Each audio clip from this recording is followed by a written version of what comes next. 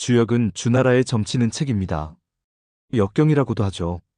이 말은 주역이 점서임에도 중국의 경전에 반열에 있다는 이야기입니다. 이를 보다 엄밀히 구분하자면 경과 전으로 나눌 수 있는데, 간단한 괴사와 효사로 구성된 기본적인 역경과 함께 역경을 해설하는 여러 전들이 있습니다. 경은 상하권 두 권으로 나뉘어 있으며 상권은 건괴와 곤괴와 함께 모두 30개의 괴를 풀어 설명하고 있습니다. 그리고 하권은 나머지 34개의 점괘를 설명하고 있습니다. 그리고 전에는 계사전, 설계전, 서계전, 잡계전 등이 있습니다. 저는 경을 쉽게 풀어 설명한 것이라고는 하지만 더 어렵게 만드는 측면도 없지 않아 있습니다. 공자께서 주간을 엮은 가죽끈이 3번 끊어질 때까지 읽으실 정도로 주역에 몰두하셨다는 이야기는 꽤 유명한 이야기이지요. 그리고 점을 칠 때는 대나무 산가지 등을 이용합니다.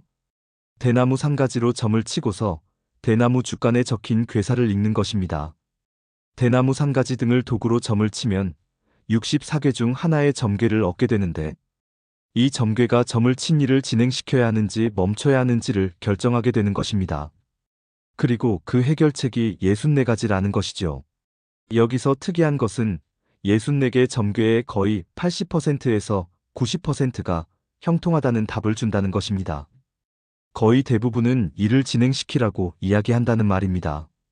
세상 모든 일들은 나름의 우여곡절을 다 갖고 있을 것이기 때문에 결국 판단은 본인의 몫이며 그 결과 또한 본인 자신이 책임져야 한다는 말에 다름 아닐 것입니다.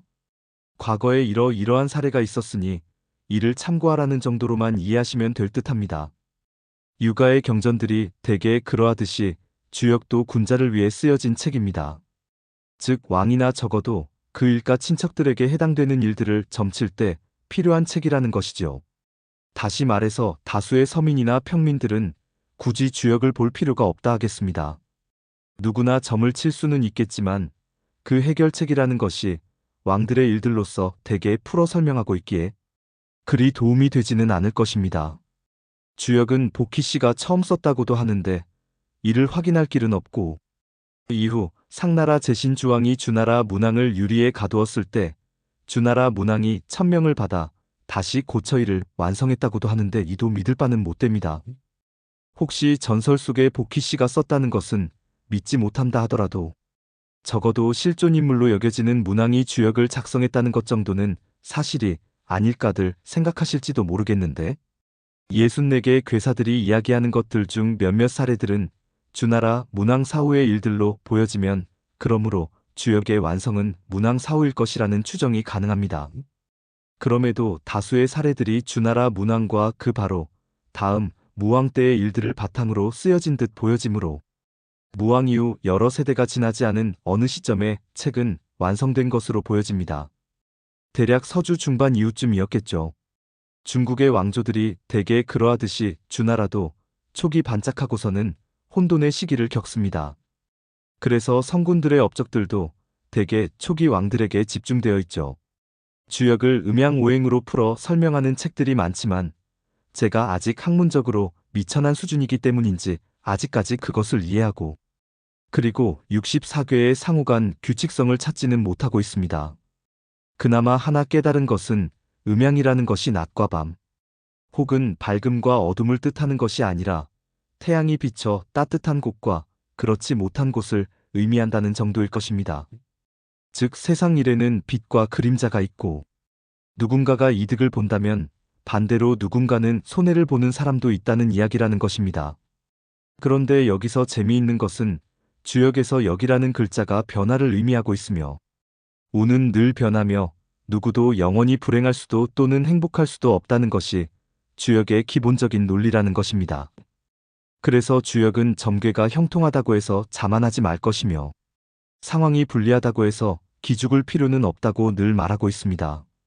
점괘들 중에는 매우 노골적이면서도 직설적인 점괘들도 있습니다. 삼풍고라는 점괘에서 고자는 기생충을 의미하며 화택규라는 점괘에서 규자는 사팔뜨기를 의미합니다. 그리고 수산권이라는 점괘에서 건, 은, 절름발이라는 의미로도 받아들여질 수 있다고 합니다. 왕들이라고 해서 어찌 성스럽고 귀한 일들만 겪었겠습니까? 오히려 그들의 인생이 더욱 극적이면서도 험한 굴곡이 더 많지 않았을까요? 주역이라는 책이 지금은 대중들의 관심에서 멀어진 단지 유교 경전일 수도 있습니다. 또한 점을 치는 행위가 다소 미신 같아 보이는 것도 이해는 됩니다. 복잡하고 난해해 보이며 더군다나 신뢰성도 높아 보이지 않는 한낱 점술서에 어느 누가 관심을 주겠습니까? 그러나 다소 진부한 표현일 수도 있겠지만 주역이 알게 모르게 우리의 일상생활과 밀접한 관련이 있다면 믿으시겠습니까? 바로 우리나라의 국기인 태극기가 주역의 사상을 바탕으로 그려져 있기 때문이지요. 태극기는 하얀 바탕 위에 태극 문양이 가운데 크게 그려져 있습니다. 그리고 그 태극을 중심에 두고서 네 모퉁이에는 주역의 8궤 중 건공감리 4개의 궤가 그려져 있습니다. 다시 말해서 태극기는 주역의 원리를 설명하는 도식들 중 하나라는 이야기입니다. 그러므로 이는 대한민국의 국기가 주역이라는 중국의 점술서를 철학적 배경으로 한다는 말에 다름 아닐 것입니다. 조선시대는 성리학의 시대였습니다. 그리고 성리학은 주역에 큰 영향을 받은 신유학이었습니다. 그래서 자연스럽게 주역의 철학이 태극기에 고스란히 담기게 된 것이죠. 이러한 사실에 대해서 대충은 알고 있었지만 보다 명확하고 상세한 정보를 얻게 된 것은 김상섭 씨가 쓴 태극기의 정체라는 책을 통해서였습니다. 태극기과 관련되어 기술된 책들이 대부분 어느 정도는 국수주의에 호응하여 쓰여진 책들이어서 내심 아쉬움이 컸었는데 김상섭 씨의 책은 비교적 객관적으로 주역이라는 자신의 전문 분야를 통해 태극기의 성립 과정을 소개하고 있어 저의 견문을 넓히는데 큰 도움을 주었습니다. 더욱이 책을 통해서 김상섭 씨라는 훌륭한 주역 전문가를 알게 된 것도 소득이라면 큰 소득이었습니다. 김상섭 씨는 이후로도 주역에 관한 다수의 책들을 집필하시면서 자신만의 학문적 영역을 구축하고 계신 것 같아 보기 참 좋습니다. 오늘 소개드릴 책은 바로 김상섭 씨가 쓰신 내 눈으로 읽은 주역 역경편이라는 책입니다. 주역은 점괘가 직접적으로 기륭화복을 단정하여 일려주지는 않습니다. 6개의 순차적인 사례들을 들어 점치는 사람 본인이 스스로 깨우치게 하는 방식으로 점괘의 본뜻을 알려줍니다. 그런데 여기서 이 사례라는 것들이 고대 중국에서 벌어졌던 사건들을 나열한 것으로 그 사례들은 대개 역사적으로 중요한 사건들로 보여집니다.